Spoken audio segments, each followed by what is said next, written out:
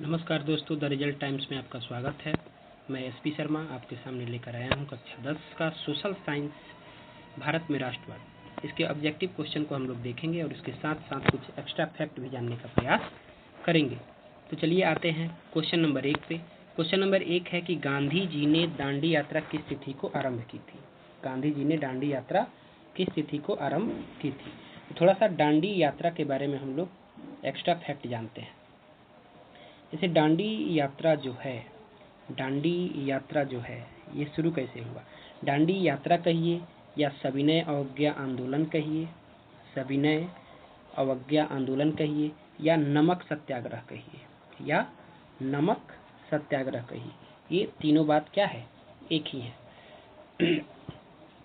तो गांधी जी ने दांडी यात्रा किस तिथि को आरंभ की। तो गांधी जी के द्वारा जो है 12 मार्च 1930 को साबरमती आश्रम से अपने 78 अनुयायियों के साथ दांडी यात्रा की शुरुआत की गई। 12 मार्च 1930 को इसकी शुरुआत हुई और गांधी जी 5 अप्रैल 1930 को दांडी पहुंच गए और 6 अप्रैल 1930 को गांधी ने समुद्र के पानी से नमक बनाकर नमक कानून को भंग कर दिया। तो क्वेश्चन था हम लोगों को कि गांधी ने दांडी यात्रा किस तिथि को आरंभ की। तो गांधी ने दांडी यात्रा साबरमती आश्रम से 12 मार्च 1930 को, तो कौन सा आंसर हो जाएगा आपका सी नंबर, यानी कि 12 मार्च 1930 को गांधी जी ने दांडी यात्रा प्रारंभ की। अब आते हैं आगे क्वेश्चन की ओर। गांधी ने असहयोग आंदोलन की शुरुआत कब की। गांधी जी के द्वारा असहयोग आंदोलन की शुरुआत कब की गई। तो गांधी जी के द्वारा असहयोग आंदोलन की शुरुआत की गई 1 अगस्त 1920 को। गांधी जी के द्वारा असहयोग आंदोलन की शुरुआत कब की गई, 1 अगस्त 1920 को।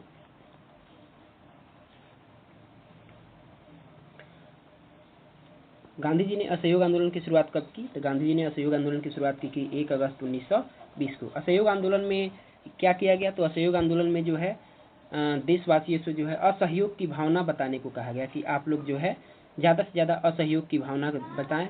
बहुत सारे विदेशी वस्त्र जलाए गए, छात्राओं ने स्कूल का त्याग किया, वकील ने वकालत करना छोड़ दिया। मतलब जहाँ भी जाना था आपको असहयोग की भावना दिखाना था, क्योंकि जब तक आप अंग्रेज का सहयोग कर रहे थे तभी वो हम पे शासन कर रहे थे। तो इसलिए हम लोगों को असहयोग दिखाना था। क्या दिखाना था, असहयोग। तो आंसर हो जाएगा 1 अगस्त 1920। अब हम चलते हैं आगे क्वेश्चन की तरफ। गांधी जी ने सविनय अवज्ञा आंदोलन का प्रारंभ किस कार्य से किया। किस कार्य से। तो अभी हम पीछे आप लोगों को बताए हैं, सविनय अवज्ञा आंदोलन कहिए, नमक सत्याग्रह कहिए या दांडी यात्रा कहिए, सब क्या है, एक ही है। तो कह रहा है कि गांधी जी ने सविनय अवज्ञा आंदोलन का आरंभ किस कार्य से किया। तो पहला है आमरण अनशन, कैसरे हिंद का पदक वापस कर, पूर्ण स्वाधीनता दिवस मानकर या दांडी यात्रा द्वारा। तो इसका आंसर सही क्या हो जाएगा, दांडी यात्रा द्वारा, यानी कि 3 नंबर। अब आगे की तरफ चलते हैं। निम्नलिखित में से किस समझौता को दिल्ली समझौता के नाम से जाना जाता है। दिल्ली समझौता के नाम से जाना जाता है, तो इसको हम लोग थोड़ा सा पीछे जानेंगे। दिल्ली समझौता के नाम से किसे जाना जाता है। आंसर तो हो जाएगा इसका गांधी इरविन समझौता। आंसर क्या हो जाएगा इसका, गांधी इरविन समझौता। अब आप पूछिए कि गांधी इरविन समझौता कब हुआ था। तो गांधी इरविन समझौता हुआ था 5 मार्च 1931 को, यानी कि गांधी इरविन समझौता जो हुआ था वो 5 मार्च 1931 को हुआ था, गांधी और लॉर्ड इरविन के बीच। गांधी और लॉर्ड इरविन के बीच।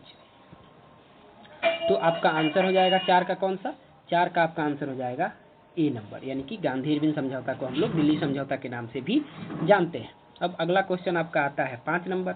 5 नंबर क्वेश्चन क्या है कि इंडियन नेशनल कांग्रेस का संस्थापक किसे माना जाता है।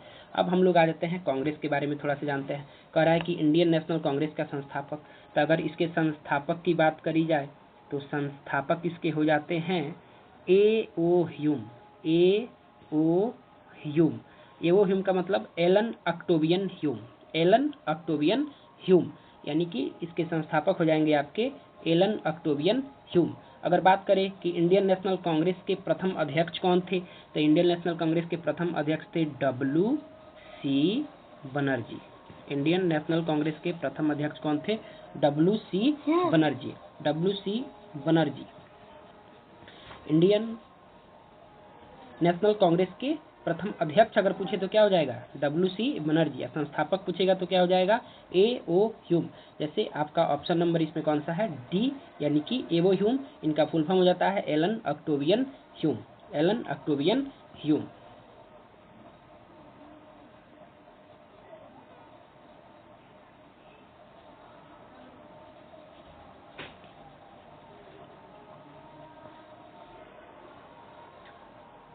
अब अगले क्वेश्चन की ओर आते हैं, क्वेश्चन नंबर 6। क्वेश्चन नंबर 6 कह रहा है कि आर्म्स एक्ट किसने लागू किया था। तो आर्म्स एक्ट लागू किया था लॉर्ड लिटन ने। आर्म्स एक्ट कौन लागू किया था, लॉर्ड लिटन ने। लॉर्ड लिटन से एक और इम्पोर्टेंट फैक्ट है, कहा जाता है कि वर्नाक्यूलर प्रेस एक्ट किसने लागू किया था। तो vernacular press act Lord Lytton के द्वारा 1878 में लागू किया गया था। कितना, 1878 में vernacular press act Lord Lytton के द्वारा लागू किया गया था, और इसको समाप्त किया था लॉर्ड रिपन ने। इसे समाप्त कौन किया था, लॉर्ड रिपन ने। आगे आते हैं क्वेश्चन नंबर 7 पे। क्वेश्चन नंबर 7 का रहा है 6 का आंसर आप लोग को पता है ना, कौन सा हो जाएगा, लिटन। लिटन। आर्म्स एक्ट किसने लागू किया था, तो लॉर्ड लिटन ने। क्वेश्चन नंबर 7 पे आते हैं, लखनऊ समझौता किस वर्ष हुआ था। तो लखनऊ समझौता हुआ था 1916 में। लखनऊ समझौता कब हुआ था, 1916 में। और 1916 में जो हुआ था, तो इसमें मुस्लिम लीग और कांग्रेस के बीच समझौता हुआ था। मुस्लिम लीग और किसके बीच समझौता हुआ था, कांग्रेस के बीच। और ये समझौता कौन कराया था, तो तिलक और एनी बेसेंट। तिलक और एनी बेसेंट के द्वारा जो है इस समझौता को कराया गया था। तो लखनऊ समझौता कब हो जाएगा आपका, 1916। क्वेश्चन नंबर 8 पे आते हैं, रॉलेट एक्ट क्यों पारित किया गया था। सबसे पहले तो रॉलेट एक्ट आया कब, तो रॉलेट एक्ट आया आपका 1919 में। क्यों पारित किया गया था, तो ऑप्शन पढ़िए, क्रांतिकारी गतिविधियों पर अंकुश लगाने के लिए, सरकारी नौकरियों में प्रवेश के लिए, शिक्षण संस्थाओं में प्रवेश के लिए, कालाबाजारी रोकने के लिए। तो इसका आंसर हो जाएगा ए नंबर, क्रांतिकारी गतिविधियों पर अंकुश लगाने के लिए। रॉलेट एक्ट ऐसा था कि संदेह के आधार पर किसी को भी गिरफ्तार कर लिया जाता था। संदेह के आधार पर किसी को भी गिरफ्तार कर लिया जाता था। किस लिए किया गया था अंग्रेजों के द्वारा इसको, क्रांतिकारी गतिविधियों पर अंकुश लगाने के लिए। क्योंकि उस समय क्रांतिकारी गतिविधि होती थी, जितने भी हमारे राष्ट्रभक्त थे वे लोग जो है गतिविधियां करते थे, और उनको गिरफ्तार करने के लिए जो है कानून लेके आया गया रॉलेट एक्ट, क्रांतिकारी गतिविधियों पे अंकुश लगाने के लिए। अब हम आगे की तरफ चलते हैं। अगला क्वेश्चन है हमारा कि निम्नलिखित में से किसका नाम बादशाह खान या सीमांत गांधी है। तो इसमें आपका दिया हुआ है खान अब्दुल गफ्फार खान, सर सैयद अहमद खान, महात्मा गांधी, आगा खान। तो बादशाह खान, सीमांत गांधी या फ्रंटियर गांधी, फ्रंटियर गांधी कहिए चाहे सीमांत गांधी कहिए, बात एक ही है। तो ये कहा जाता है खान अब्दुल गफ्फार खान। इनके द्वारा एक संस्था का भी स्थापना किया गया था जिसे कहते हैं लाल कुर्ती संगठन, यानी कि लाल कुर्ती संगठन इन्हीं के द्वारा बनाया गया था, सीमांत गांधी या बादशाह खान के द्वारा, जिन्हें खान अब्दुल गफ्फार खान कहा जाता है। अगले क्वेश्चन पे चलते हैं। क्वेश्चन नंबर 10 कहता है कि पूना समझौता किनके मध्य संपन्न हुआ था। पूना समझौता किसके मध्य हुआ था, तो पूना समझौता जो है आपका मोहम्मद ऑप्शन है आपका गांधी और जिन्ना के बीच, गांधी और अंबेडकर के बीच, परिवर्तनवादियों अपरिवर्तनवादियों के बीच, तिलक और लाला लाजपत राय के बीच। तो इसमें आपका आंसर हो जाएगा गांधी और अंबेडकर के बीच। भले ही इसमें आंसर आपका दिया हुआ है ए, लेकिन ए होगा नहीं। पूना समझौता हुआ था गांधी और अंबेडकर के बीच। पूना समझौता किसके किसके बीच हुआ था, गांधी और अंबेडकर के बीच हुआ था। आप लोग याद रखेंगे कि पूना समझौता 1932 में हुआ था। कब हुआ था, 1932 में गांधी और अंबेडकर के बीच हुआ था। चलते हैं अगले क्वेश्चन की तरफ। जालियांवाला बाग हत्याकांड के उपरांत किसका गठन किया गया था, यानी कि जालियांवाला बाग हत्याकांड जब हुआ तो उसके उपरांत कौन सा गठन किया गया, डायर समिति, मांटेगू समिति, चेम्सफोर्ड समिति, हंटर समिति। इसका राइट आंसर हो जाएगा हंटर समिति। आगे चलते हैं। करा है कि भारतीय राष्ट्रवाद के उदय का सबसे प्रमुख कारण क्या था, यानी कि भारतीय राष्ट्रवाद लोगों में जागृत हुई, इसका सबसे प्रमुख कारण क्या होगा। अंग्रेजी साम्राज्यवाद के विरुद्ध असंतोष, साहित्य एवं समाचार पत्रों का प्रकाशन, भारत का राजनीतिक एकीकरण, भारत का प्रशासनिक एकीकरण। तो इसका सही आंसर हो जाएगा अंग्रेजी साम्राज्यवाद के विरुद्ध असंतोष। पहला इसका आंसर ए नंबर हो जाएगा, अंग्रेजी साम्राज्यवाद के विरुद्ध असंतोष। कहा जाता है कि अंग्रेजों के द्वारा जो साम्राज्यवाद का विकास किया जा रहा था उसके विरुद्ध हमारे देश के लोगों में बहुत ज़्यादा असंतोष था, जिसके कारण जो है भारतीय राष्ट्रवाद क्या हुआ, उत्पन्न हुआ, या भारतीय राष्ट्रवाद यानी कि भारतीय राष्ट्रीय आंदोलन में लोग कूद पड़े और देश को आज़ाद कराने की तरफ चल पड़े।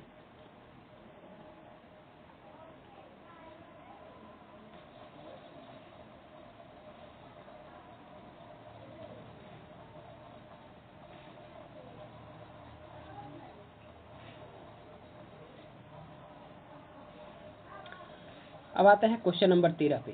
क्वेश्चन नंबर 13 में दे रहा है कि गांधी जी ने साबरमती आश्रम की स्थापना क्यों की। तो गांधी जी ने साबरमती आश्रम की स्थापना की, पहला कह रहा है कि नमक कानून भंग करने के उद्देश्य से, ब्रिटिश अधिकारियों के विद्रोह करने हेतु, व्यापारियों के विद्रोह हेतु, उद्योगपतियों के विद्रोह हेतु। गांधी जी ने साबरमती आश्रम की स्थापना क्यों की, तो इसमें हम लोग इस ऑप्शन के हिसाब से तो आपका हो जाएगा ए नंबर, नमक कानून भंग करने के उद्देश्य से, क्योंकि ब्रिटिश अधिकारियों के विद्रोह करने हेतु तो ये हुआ नहीं था, व्यापारियों के विद्रोह हेतु हुआ नहीं था, उद्योगपतियों के विद्रोह हेतु हुआ नहीं था। उसके बाद आपका क्वेश्चन नंबर 14 है। 14 में है कि रंपा विद्रोह कब हुआ था। रंपा विद्रोह, तो रंपा विद्रोह आपका हुआ था, रंपा विद्रोह आपका हुआ था 1916 में। रंपा विद्रोह कब हुआ था, 1916 में। उसके बाद क्वेश्चन है कि जालियांवाला बाग हत्याकांड किस तिथि को हुआ था। तो जालियांवाला बाग हत्याकांड हुआ था 13 अप्रैल 1919 को हुआ था। अगर जालियांवाला बाग हत्याकांड के बारे में जानना है तो थोड़ा सा हम लोग जान लेंगे। 13 अप्रैल 1919 को ये हुआ था। 13 अप्रैल 1919 को जो है जालियांवाला बाग हत्याकांड हुआ था। 13 अप्रैल 1919 को जो है जालियांवाला बाग में बहुत सारे लोग जो है क्या कर रहे थे, बैठ के जो है मीटिंग कर रहे थे। रोलेट एक्ट के विरुद्ध जो है ये लोग जो है मीटिंग कर रहे थे। रोलेट एक्ट कानून के तहत ही जो है डॉक्टर सत्यपाल और खिचलू को गिरफ्तार कर लिया गया था, और उन्हीं को छुड़ाने के लिए जो है कुछ लोग मीटिंग कर रहे थे, या कुछ मेला भी लगा हुआ था वहाँ पे, जिसको देखने के लिए लोगों की बड़ी भीड़ जमा हुई थी। उसी में जनरल डायर आता है और एकाएक भीड़ पे गोली चलाने का आदेश देता है, जिसके चलते यहाँ पे हजारों लोगों की क्या हो जाती है, मौत हो जाती है। तो 13 अप्रैल 1919 का डेट आप याद रखेंगे, जालियांवाला बाग हत्याकांड।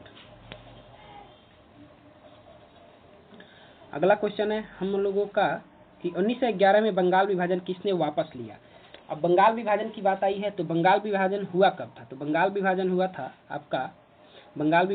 आपका 1905 में, और इसे रद्द किया गया था 1911 में। बंगाल विभाजन कब हुआ था, 1905 में, और रद्द कब किया गया था, 1911 में। तो हुआ था किसके काल में, लॉर्ड कर्जन के काल में। किसके काल में हुआ था, कर्जन, इसको बोलते हैं लॉर्ड कर्जन, इसे क्या बोलते हैं, लॉर्ड कर्जन। यानी कि 1905 में बंगाल विभाजन लॉर्ड कर्जन के शासनकाल में हुआ, और 1911 में लॉर्ड हार्डिंग द्वितीय के शासनकाल में इसको क्या कर दिया गया, रद्द कर दिया गया। तो 16 नंबर का जो आंसर हो जाएगा लॉर्ड हार्डिंग द्वितीय। यहाँ पे आंसर नहीं दिया हुआ है, आगे मिलेगा आपका लॉर्ड हार्डिंग द्वितीय,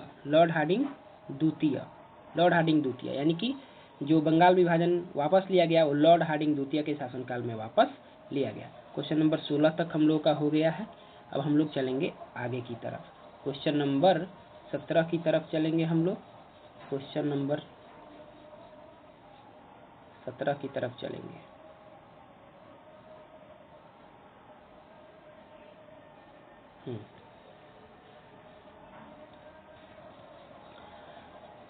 नंबर 17 की तरफ जाना है।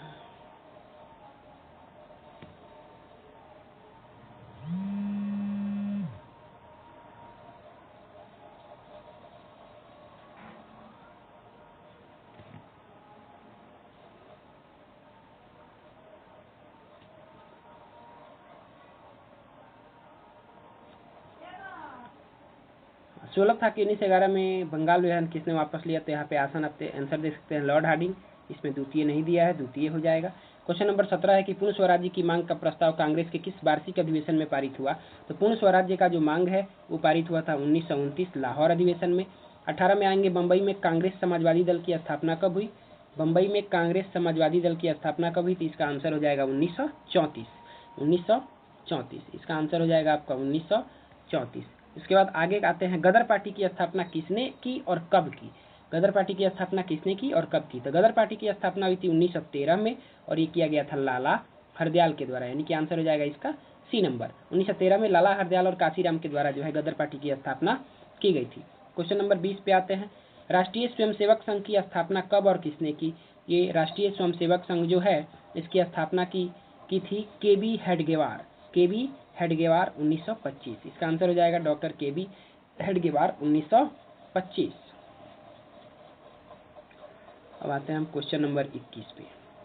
आते हैं क्वेश्चन नंबर 21। हाँ, क्वेश्चन नंबर 21 कह रहा है कि गांधी ने नमक कानून किस तिथि को भंग किया। आपको पीछे हम बता चुके हैं कि गांधी 5 अप्रैल 1930 को डांडी पहुंचते हैं और 6 अप्रैल 1930 को नमक कानून को क्या करते हैं, भंग करते हैं। आगे क्वेश्चन पे आते हैं, हिंद स्वराज पुस्तक किसके द्वारा लिखी गई? तो हिंद स्वराज पुस्तक जो लिखी गई वो लिखी गई मोहनदास करमचंद गांधी के द्वारा, यानी कि M.K. गांधी के द्वारा। क्वेश्चन नंबर 23 पे आते हैं, किसने 1920 ईस्वी में ताशकंद में भारतीय कम्युनिस्ट पार्टी की स्थापना की? तो भारतीय कम्युनिस्ट पार्टी की स्थापना करने वाले थे आपके M.N. रॉय। भारतीय कम्युनिस्ट पार्टी की स्थापना करने वाले कौन थे? M.N. रॉय। क्वेश्चन नंबर 24 पे आते हैं, अलीगढ़ आंदोलन का नेतृत्व किसने किया था? अलीगढ़ आंदोलन का नेतृत्व किसने किया था? तो इसका आंसर हो जाएगा सर सैयद अहमद खान। अलीगढ़ आंदोलन का नेतृत्व किया था सर सैयद अहमद खान। वेदों की ओर लौटो का नारा किसने दिया था? तो वेदों की ओर लौटो का नारा जो है हमारे प्रमुख समाज सुधारक दयानंद सरस्वती के द्वारा दिया गया था। दयानंद सरस्वती के द्वारा दिया गया था। किसके द्वारा दिया गया था? दयानंद सरस्वती के द्वारा। इनके द्वारा एक किताब भी लिखा गया जिस किताब का नाम है सत्यार्थ प्रकाश। इस किताब का नाम क्या है? सत्यार्थ प्रकाश। किसके द्वारा लिखा गया है? दयानंद सरस्वती के द्वारा। इन्हीं के द्वारा नारा दिया गया बैक टू वेदास, यानी कि वेदों की ओर लौटो। वेदों की ओर लौटो का नारा जो है इन्हीं के द्वारा दिया गया था। वेदों की ओर लौटो का नारा किनके द्वारा दिया गया था? दयानंद सरस्वती के द्वारा। अब आगे क्वेश्चन पे आते हैं, इसका आंसर आप लोग पता है क्या हो जाएगा? आंसर इसका सी हो जाएगा। आगे क्वेश्चन पे हम लोग आते हैं 26 नंबर से, स्वराज दल के अध्यक्ष कौन थे? स्वराज दल के अध्यक्ष कह रहा है कि स्वराज दल के अध्यक्ष कौन थे? तो स्वराज दल के अध्यक्ष थे मोतीलाल नेहरू। अगला क्वेश्चन पे हम लोग आते हैं 27 पे, किस तिथि को पूर्ण स्वतंत्रता दिवस घोषित किया गया? मतलब जब हम पीछे की तरफ जाते हैं तो देखते हैं कि किस तिथि को पूर्ण स्वतंत्रता दिवस घोषित किया गया था। तो 26 जनवरी 1930 को पूर्ण स्वतंत्रता दिवस या पूर्ण स्वाधीनता दिवस के रूप में हम लोग मनाए थे, झंडा फहराए थे। तो इसको आप लोग याद रखेंगे कि इस तिथि को पूर्ण स्वतंत्रता दिवस घोषित किया गया। तो 26 जनवरी 1930 को घोषित किया गया था पूर्ण स्वतंत्रता दिवस। भारत आज़ाद हुआ था 15 अगस्त 1947 को। उस दिन से हम लोग जो है स्वतंत्रता दिवस मनाते हैं 15 अगस्त को। लेकिन ये अलग क्वेश्चन है कि किस तिथि को पूर्ण स्वतंत्रता दिवस घोषित किया गया था? 26 जनवरी 1930 को। इसको याद रखेंगे। आगे क्वेश्चन है कि आर्य समाज की स्थापना किसने की थी? तो अभी आपको हम दयानंद सरस्वती के बारे में बताए थे। तो इसका जो है आर्य समाज की स्थापना किसने किया था? दयानंद सरस्वती ने किया था। और इनके द्वारा बैक टू वेदास, यानी कि वेदों की ओर लौटो का नारा दिया गया। इन्हीं के द्वारा किताब लिखा गया सत्यार्थ प्रकाश। अब हम आते हैं अपने अगले क्वेश्चन की तरफ, क्वेश्चन नंबर 29 की तरफ। क्वेश्चन नंबर 29 की तरफ। क्वेश्चन नंबर 29 है कि फॉरवर्ड ब्लॉक के संस्थापक कौन थे? तो ये आप लोग जानते हैं, फॉरवर्ड ब्लॉक के संस्थापक थे सुभाष चंद्र बोस। क्वेश्चन नंबर 30 है कि वल्लभ भाई पटेल को सरदार की उपाधि किस आंदोलन के दौरान दी गई थी? तो वल्लभ भाई पटेल जो थे इनको सरदार की उपाधि जो है बारदोली के महिलाओं के द्वारा दिया गया था। बारदोली के महिलाओं के द्वारा, यानी कि इसका आंसर हो जाएगा बारदोली। असहयोग आंदोलन का प्रस्ताव कांग्रेस के किस अधिवेशन में पारित हुआ? तो ये कांग्रेस के दिसंबर 1920 कलकत्ता अधिवेशन में पारित हुआ था। असहयोग आंदोलन का प्रस्ताव कांग्रेस के किस अधिवेशन में पारित हुआ? दिसंबर 1920 कलकत्ता अधिवेशन में पारित हुआ था। अगले क्वेश्चन पे आते हैं कि भारत में खिलाफत आंदोलन कब और किस देश के शासक के समर्थन में शुरू हुआ? तो भारत में जो खिलाफत आंदोलन था वो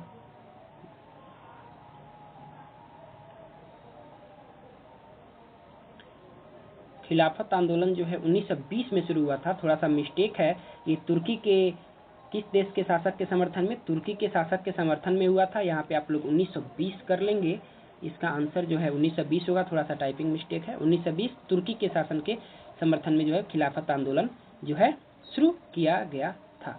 आगे का क्वेश्चन हम लोग देखते हैं 33 नंबर, श्रमिक विवाद अधिनियम कब बनाया गया? तो श्रमिक विवाद अधिनियम बनाया गया 1929 में। श्रमिक विवाद अधिनियम कब बनाया गया? 1929 में बनाया गया। अगला क्वेश्चन हम लोग देखते हैं कि अली मुस्लियार ने किस विद्रोह का नेतृत्व किया था? तो अली मुस्लियार के द्वारा नेतृत्व किया गया था आपका मुपला विद्रोह, जो केरल में हुआ था।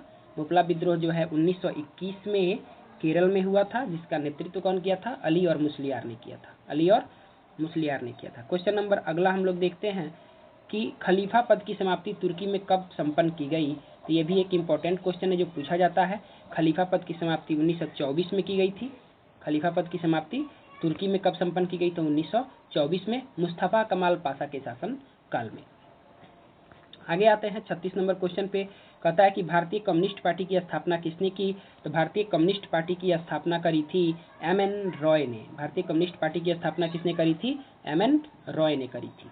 अब आते हैं अगले क्वेश्चन की तरफ। Question number 37। क्वेश्चन नंबर हम लोग देखेंगे 37।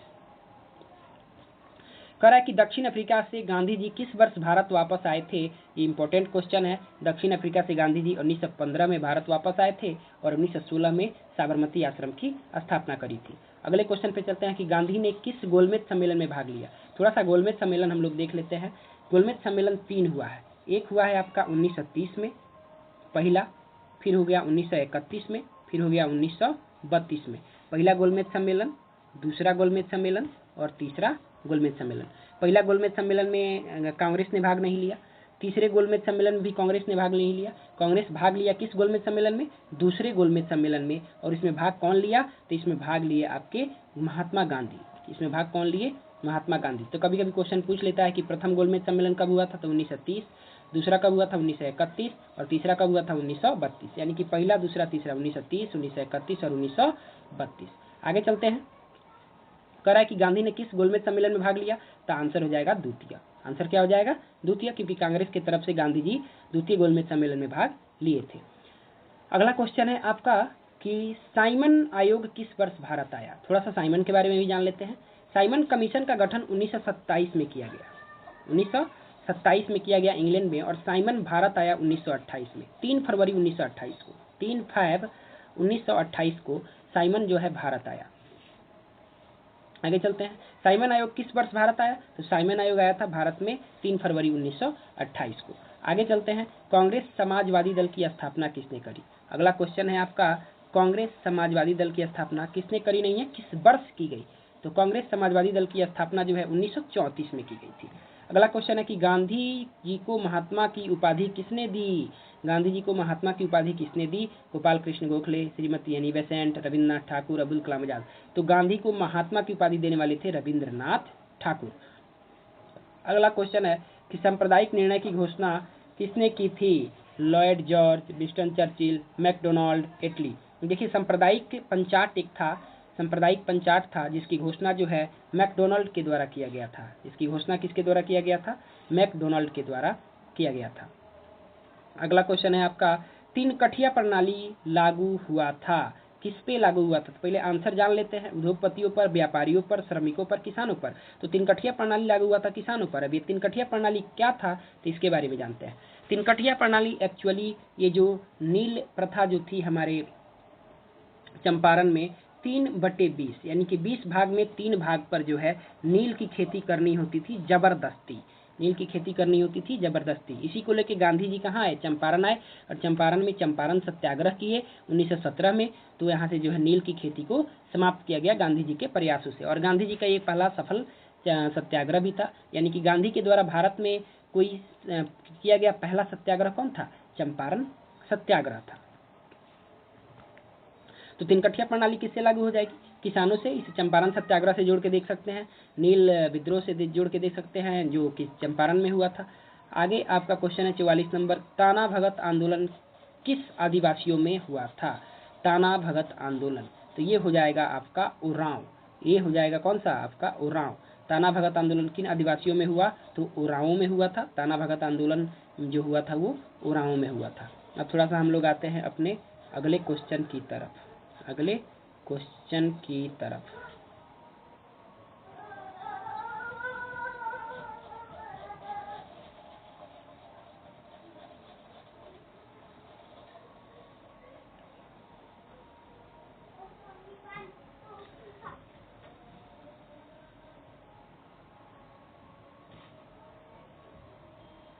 इतना ही क्वेश्चन है, इतना ही क्वेश्चन है। 44 क्वेश्चन ही है इसमें। चलिए, अगर वीडियो पसंद आया हो तो इसे लाइक और सब्सक्राइब करना नहीं भूलेंगे। लाइक और सब्सक्राइब कर देंगे। जय हिंद, जय भारत।